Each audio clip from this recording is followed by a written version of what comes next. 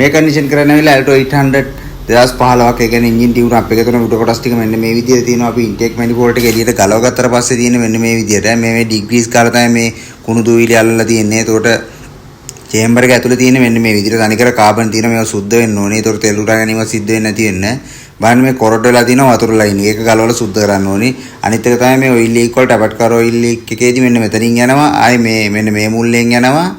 ආයේ මේ මුල්ලෙන් යනවා. ඒතකොට මේ පැත්තෙන් ගියාට පස්සේ ගොඩක් අය ට්‍රැන්ක් යටින් බලපුවම පේන්නේ ට්‍රැන්ක් ඔයිල් සීල් එක ගිහිල්ලා වගේ. ඒක පොඩ්ඩක් බලන්න ඕනේ හොඳට. ඊට අමතරව මේකේ ටෝටල් බොඩි එක මෙන්න මේ විදිහට තියෙනවා. ඒක ක්ලියර් කරගන්න ඕනේ. අයිඩල් කන්ට්‍රෝල් එක පුරුදු විදිහටම අපි චේම්බර් එක ඇතුලේ මැෂින් එක ගාලා සුද්ධ කරලා පොලිෂ් කරගන්නවා. තෙල් උරාගෙන සිද්ධ වෙන්නේ නැති වෙන්න.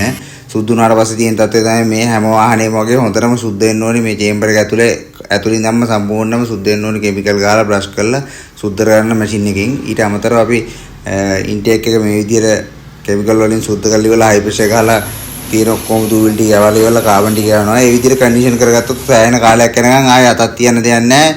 වාහනේ තෙල් කරනවා පිකප්